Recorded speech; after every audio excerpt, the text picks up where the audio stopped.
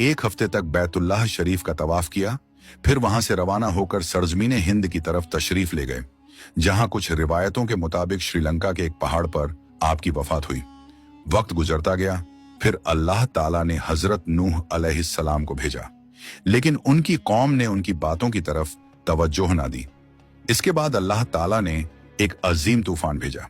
हजरत नूह अलैहिस्सलाम के जमाने के इस तूफान में खाना काबा की इमारत जाहिर तौर पर खत्म हो गई और उसकी जगह हमवार हो गई।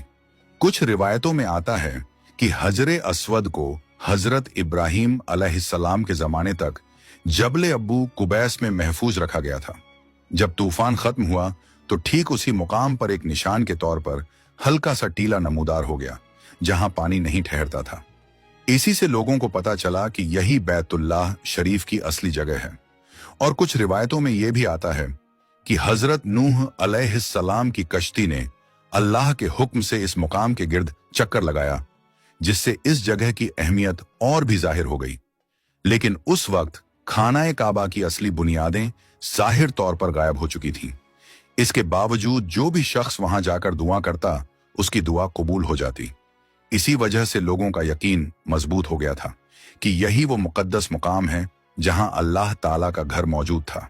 और ये सिलसिला यूं ही चलता रहा, यहां तक कि हजरत इब्राहिम अलैहिस्सलाम का दौर आ गया। तीसरी मर्तबा खाना काबा की तामीर हजरत इब्राहिम अलैहिस्सलाम और हजरत इस्माइल अलैहिस्सलाम ने मिलकर की। रिवायतों में आता है कि जब हजरत इब्राहिम अलैहिस्सलाम बुजुर्गी की उम्र को पहुंच चुके थे, तो अल्लाह ताला ने उन्हें एक बेटे की नेमत अता फरमाई, जिनका नाम हजरत इस्माइल अलैहिस्सलाम रखा गया।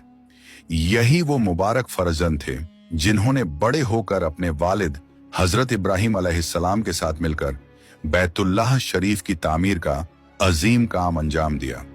तामीर से पहले हजरत इब्राहिम अलैहिस्सलाम ने अल्लाह ताला के हुक्म के मुताबिक हजरत इस्माइल अलैहिस्सलाम और उनकी वालिदा हजरत हाजरा को बैतुल्लाह शरीफ के पास छोड़ दिया था, जहां उस वक्त ये जगह एक छोटे से टीले या उभरी हुई जमीन की शक्ल में नजर आती थी। फिर जब हजरत इब्राहिम अलैहिस्सलाम को बैतुल्लाह शरीफ की तामीर का हुक्म मिला, तो आप मक्का मुकर्रमा तशरीफ लाए और अपने बेटे हजरत इस्माइल अलैहिस्सलाम को यह बात बताई कि अल्लाह ताला ने अपने घर की तामीर का हुक्म दिया है। इस पर हजरत इस्माइल अलैहिस्सलाम ने अर्ज किया, अब्बा जान, आपको जो हुक्म मिला है आप उसे पूरा कीजिए, मैं भी इसमें आपकी मदद करूंगा। इसी वाक़े का जिक्र अल्लाह ताला ने कुरान मजीद में भी फरमाया है, जहां हजरत इब्राहिम और हजरत इस्माइल अलैहिस्सलाम के जरिए खाना काबा की तामीर का जिक्र मिलता है।